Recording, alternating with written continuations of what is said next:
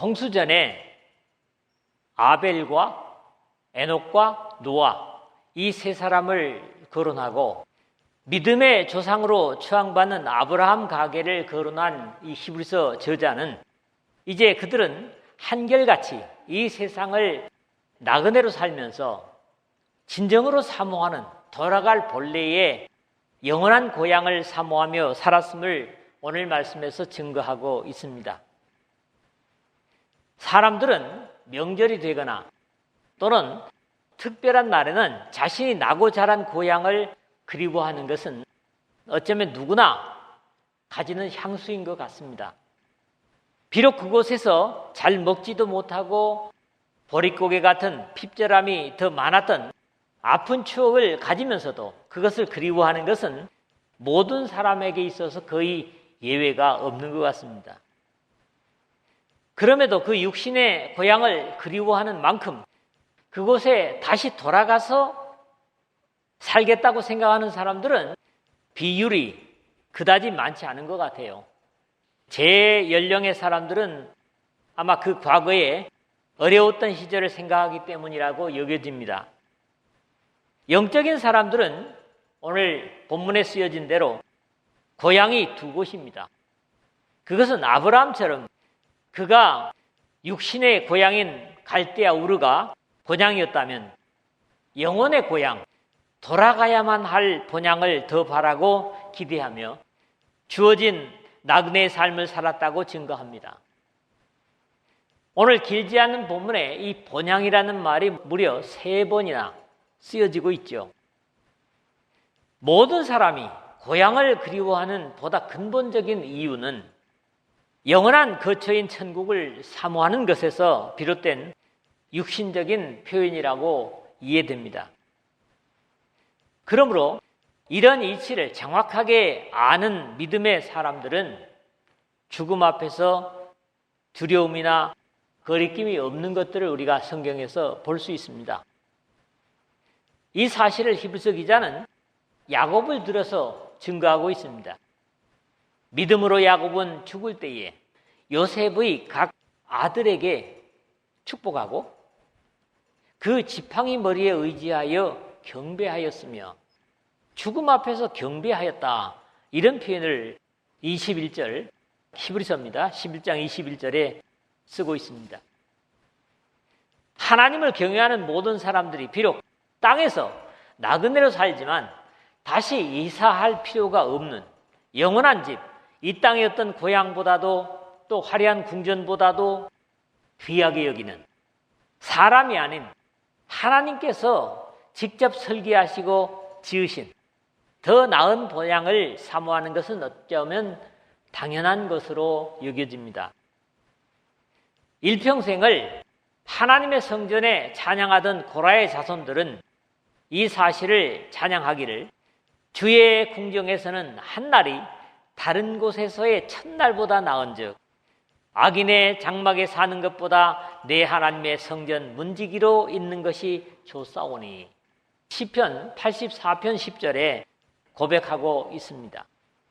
그러나 죄인으로 이런 기대조차도 잃어버렸던 우리에게 예수 그리스도께서 자신의 희생으로 그 영광을 찾아주신 사실에 감사를 가지고 바울처럼 내가 이미 얻었다 함도 아니요 온전히 이루었다 함도 아니라 오직 내가 그리스도 예수께 잡힌 바 된 그것을 잡으려고 달려가노라 하는 빌립보서 3장 12절에 그곳에 가기 위한 최선을 다하는 그런 우리의 삶이 되는 것뿐입니다. 그래서 적어도 고생스럽고 힘겨운 육신의 본향, 고향은 돌아가고 싶지 않을지라도 예수 그리스도를 통해서 찾아준 영광의 위엄, 존귀의 성전, 하나님과 함께하는 본향을 여러분들이 이 세상의 어떤 것보다도 사랑하는 그런 믿음의 사람들 되시기를 주님의 이름으로 부탁을 드립니다. 먼저 13절의 말씀입니다. 본향을 멀리서 보고 환영했다. 그렇게 기록이 되고 있죠. 이렇게 오늘 복음 속에 영원한 본향을 사모하는 우리와는 다르게 구약의 믿음으로 산 조상들조차 막연히 이 같은 영혼에 대한 소망을 품고 바라보는 정도에서 오로지 후손들에게라도 이런 영혼을 가질 수 있도록 최선을 다하였던 겁니다. 이 사람들은 다 믿음을 따라 죽었으며 그랬습니다. 태어나면 사람은 죽게 되어 있는 것은 죄로 인한 것으로 이미 9장 27절 상반절에서 한 번 죽는 것은 사람에게 정하신 것이요 그렇게 되어 있습니다. 하나님께서 마련하신 어떤 사람도 거절할 수 없는 사실이지만 중요한 것은 거론된 믿음의 사람들은 그냥 죽고 끝난 것이 아니라 다 믿음을 따라 죽었으며 라는 사실입니다. 지금까지 절망하는 인류에게 남아있는 유일한 소망은 바로 이 세상에서 난 것이 아닌 하늘로부터 주어진 믿음입니다. 물론 이것은 하나님 편에서 엄청난 희생에 치러진 결과이고 또 어찌 보면 하나님의 자존심조차 손상을 입으시면서 영원한 저주로 갈 수밖에 없는 우리를 생명으로 구원해 주셨다. 이런 말씀을 제가 가끔 드리고 있습니다. 이왕의 사람은 죽는 것이지만 중요한 것은 믿음을 따라서 죽었다는 것으로 이것은 다른 표현으로는 하나님의 언약 안에서 죽었다. 그렇게 이해할 수 있습니다. 영원한 생명을 가지신 하나님의 생명 안에서 죽었다면 언제인가는 반드시 살 소망을 가질 수 있고 이 역시 성경이 예언하고 있는 사실입니다. 주께서 호령과 천사장의 소리와 하나님의 나팔 소리로 친히 하늘로부터 강림하시리니 그리스도 안에서 죽은 자들이 먼저 일어나고 데살로니가전서 4장 16절에 이렇게 죽은 자들이 일어난다 했지만 깨어날 사람들이기 때문에 자는 자들이라고 역시 같은 내용에서 표현하고 있습니다. 바로 앞에서 형제들아 자는 자들에 관하여는 예수 안에서 자는 자들도 하나님이 그와 함께 데리고 오시리라. 우리 살아남아있는 자도 자는 자보다 결코 앞서지 못하리라. 데살로니가전서 역시 4장 13절 15절에 제가 관련되지 않은 내용을 중략을 하고 말씀을 드리는 겁니다. 약속을 받지 못하였으되 그것을 멀리서 보고 환영하며 그리 되어 있는데 이 사실이 오늘 복음 안에 있는 우리보다 결코 앞서지 못한 과거 율법 속에서의 믿음의 선진들입니다. 우리에게는 이미 예수 그리스도께서 친히 내가 진실로 너희에게 이르노니 내 말을 듣고 또 나 보내신 이를 믿는 자는 영생을 얻었고 심판에 이르지 아니하나니 사망에서 생명으로 옮겼느니라. 요한복음 5장 24절에 선언하셨기 때문입니다. 또 약속을 받지 못하였으되 그것을 멀리서 보고 환영하며라는 모습을 예수께서는 너희 조상 아브라함은 나의 볼 것을 즐거워하다가 보고 기뻐하였느니라. 요한복음 8장 56절에 증거하심으로써 이 사실을 확인해 주신 바 있습니다. 창세기 49장 18절에서 야곱도 죽기 전에 자신의 12자녀들을 모두 불러놓고 유언하고 축복하면서 여호와여 나는 주의 구원을 기다리나이다 라는 의미심장한 고백을 하고 있는 것을 볼 수 있습니다. 구약의 믿음의 선진들은 구원을 확신하지 못하면서도 이렇게 후대에 이루어질 그리스도를 통한 구원을 환영하고 기다렸음을 보는 겁니다. 그리고 그 환영하고 기다리던 구원을 오늘 우리는 이미 가지고 있다는 사실입니다. 이런 확신과 믿음 때문에 그들은 자신들이 어디에 있든지 거기가 자신의 삶의 영원한 거처라고 생각지 않고 기꺼이 또 땅에서는 외국인과 나그네임을 증언하였으니 라는 모습을 볼 수 있는 겁니다. 오늘 그들과 다르지 않은 믿음을 가진 우리들에게도 바울 사도나 베드로 사도는 같은 확인을 시켜주고 있습니다. 그러나 우리의 시민권은 하늘에 있는지라 거기로서 구원하는 자 곧 주 예수 그리스도를 기다리노니 빌립보서 3장 20절에 우리가 돌아갈 본향이 하늘에 있다. 사랑하는 자들아 거류민과 나그네 같은 너희를 권하노니 영혼을 거슬러 싸우는 육체의 정욕을 제어하라. 베드로 사도는 베드로전서 2장 11절에 같은 확인을 하고 있습니다. 복음 속에 더욱 분명해진 하나님 나라의 약속, 그것은 우리의 생각 속에서만 있어서는 안 되고, 비록 나그네와 같은 땅에서의 삶에서부터 구약의 믿음의 선진들보다 더 나은 믿음을 가지고 살아야 하는 것은 너무나 당연한 겁니다. 왜 그러냐니까 우리는 그들보다 더 확실한 우리의 본향을 보고 있기 때문입니다. 두 번째로는 14절에서 15절입니다. 본향을 찾는 자들로 살았다. 그들이 그렇게 살았던 이유를 분명히 하고 있는 내용이 두 번째 다루는 말씀입니다. 글쎄요, 여러분들도 이런 기대를 가지고 여러분의 인생을 산다면 아마 실패가 없을 겁니다. 이들이 돌아가고자 하는 분명한 고향이 있었고, 자나깨나 돌아가고자 하는 고향이 그곳이었으며, 그곳은 결코 육신이 나온 세상에 속한 곳이 아니었음을 고백하고 있습니다.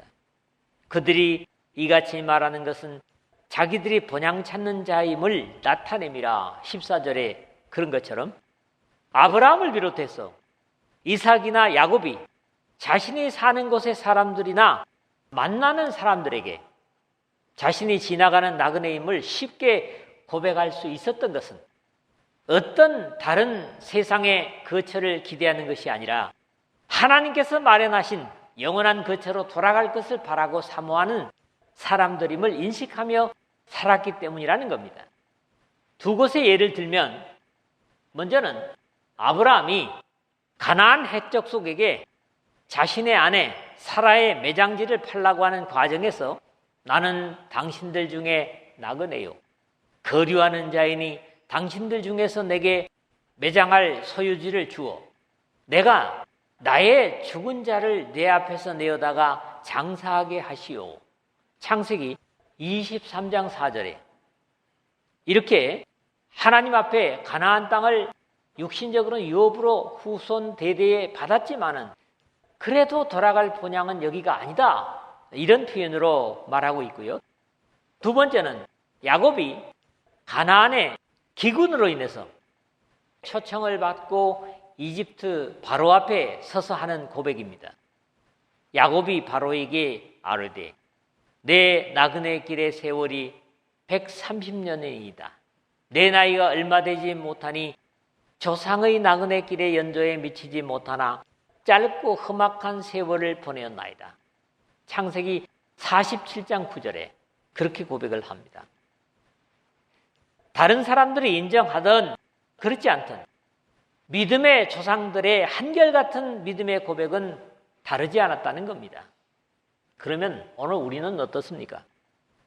그들은 모든 사람들 앞에서 이렇게 자신들이 본향 찾는 자임을 나타내었다는 것이 믿음의 귀중성을 증거하는 이 히브리서 기자의 평가인 겁니다.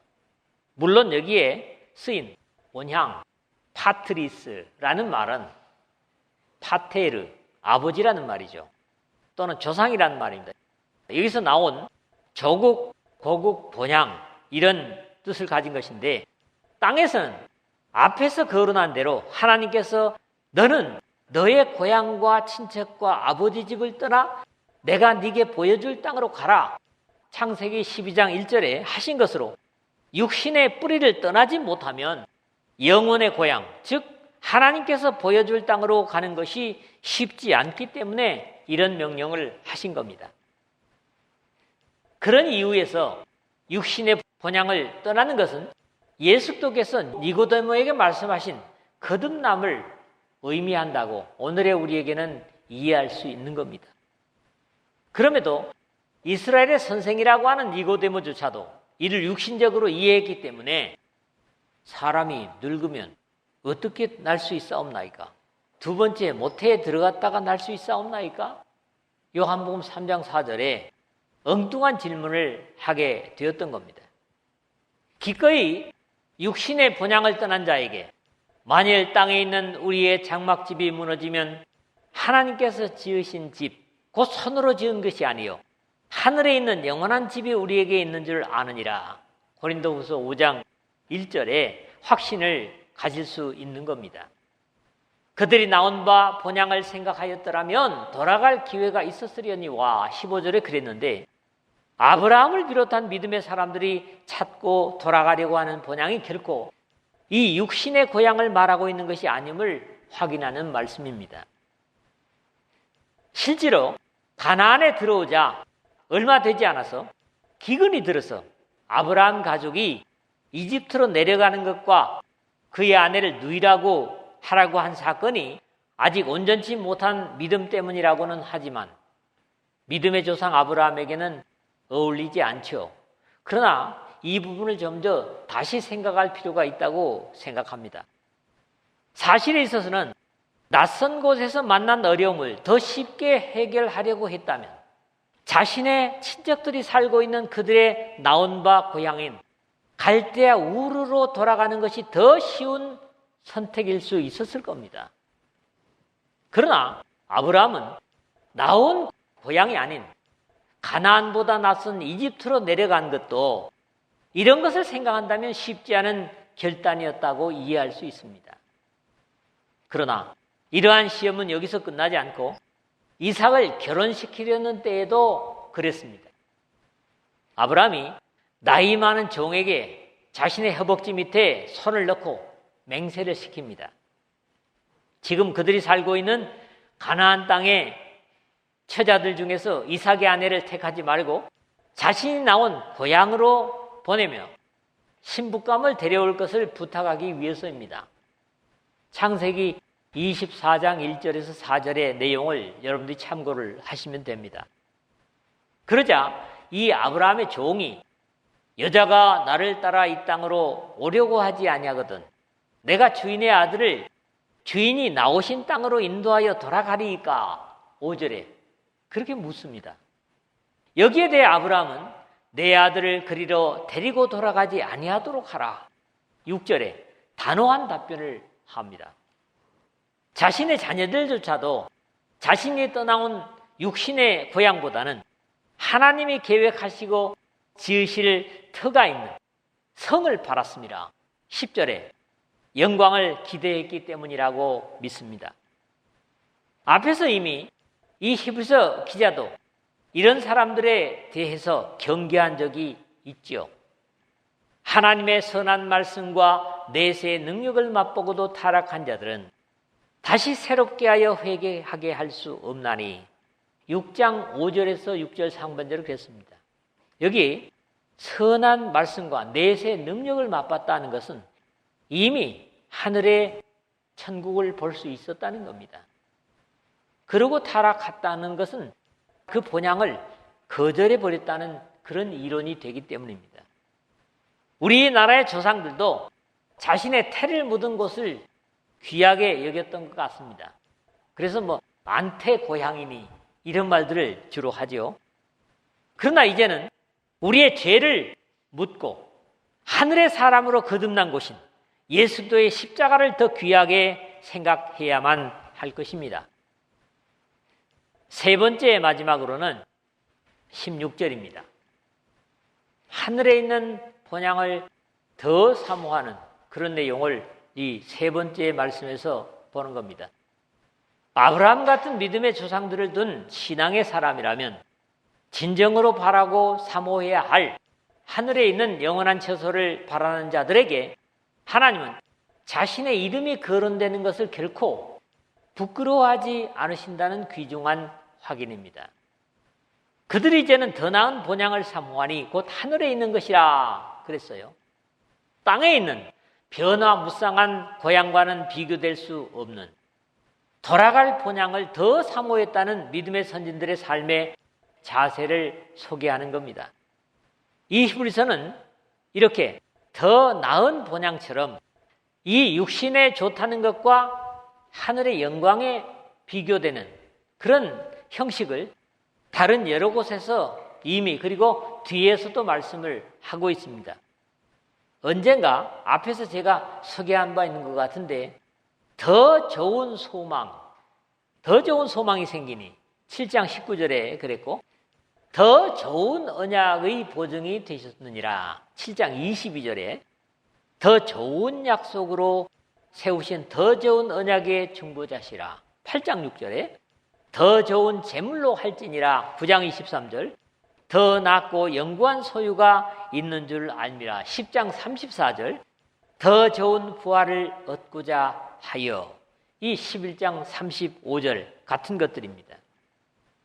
사람이면 누구나 더 좋은 것을 바라고 사모하는 것은 기정사실이지만 이 영적으로 더 좋은 것을 선택하였을 때는 항상 반대로 이 세상에서는 커다란 손해와 고통이 따르기 때문에 세상에 비교되는 것들을 위해서 이런 손해와 고난을 감수하면서까지 그런 것을 위해서 목숨을 바치는 예는 없지만 사실 영적인 것은 목숨을 바치면서까지 가치가 있는 것은 변하지 않고 영원하기 때문에 그렇습니다.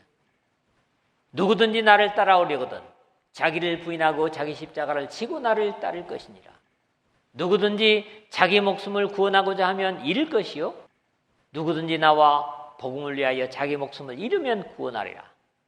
마가복음 8장 34절에서 35절에 기록된 내용이고 공간복음에 모두 기록하고 있는 내용이지만 영원한 본향, 천국을 얻으려면 생명까지도 바쳐야 들어갈 수 있다는 주님의 말씀이고 실제로 믿음의 사람들은 그러한 삶을 살았다는 증거를 그들이 이제는 더 나은 본향을 사모하니 곧 하늘에 있는 것이라 증거하고 있는 겁니다. 이러므로 하나님이 그들의 하나님이라 일컬음 받으심을 부끄러워하지 아니하시고 그랬는데 오늘 현재의 세상에서도 영광스러운 역할을 하는 자녀에 의해서 자신이 거론되는 것을 싫어할 부모는 결코 없습니다. 그러므로 먼저는 형의 낯을 피해 외가로 도망가다가 루스, 물론 이 야곱에 의해서 그 지명이 베델로 바뀝니다마는 이 루스에서 하나님을 배웠던 야곱에게 또 본즉 여호와께서 그 위에 서서 이르시되 나는 여호와니 너희 조부 아브라함의 하나님이요 이삭의 하나님이라. 네가 누워있는 땅을 내가 너와 네 자손에게 주리라. 창세기 28장 13절에 야곱의 조부 아브라함 그리고 아버지 이삭의 이름으로 일컬으시는 하나님의 음성을 듣게 됩니다. 두 번째가 어쩌면 더 유명한 사건으로 광야의 가시떨기 불꽃 가운데서 모세에게 나타나셔서 또 이르시되 나는 네 조상의 하나님이 아브라함의 하나님, 이삭의 하나님, 야곱의 하나님이라. 출애굽기 3장 6절에 선언하신 사건입니다. 우리 주님께서 이 땅에 오셨을 때도 이 믿음의 조상들의 이름으로 하나님 아버지를 말씀하셨습니다. 나는 아브라함의 하나님이요 이삭의 하나님이요 야곱의 하나님이로라 하신 것을 읽어보지 못하였느냐? 하나님은 죽은 자의 하나님이 아니요 살아있는 자의 하나님이시라. 마태복음 22장 32절이죠. 이런 하늘의 영원한 영광의 처소를 사모하는 신뢰하는 충성된 사람들을 위하여 그들을 위하여 한 성을 예비하셨느니라는 하나님 아버지 여호와 이레를 증거하고 있는 겁니다. 믿음의 영웅들을 위해서 예비하신 본향은 사실 하나님께서 창세 전부터 이 세상을 지으시기 전부터 이미 예비해 두신 것이라고 주님께서 친히 증거하셨습니다. 그때에 임금이 그 오른편에 있는 자들에게 이르시되 내 아버지께 복받을 자들이여 나와 창세로부터 너희를 위하여 예비된 나라를 상속받으라. 마태복음 25장 34절입니다.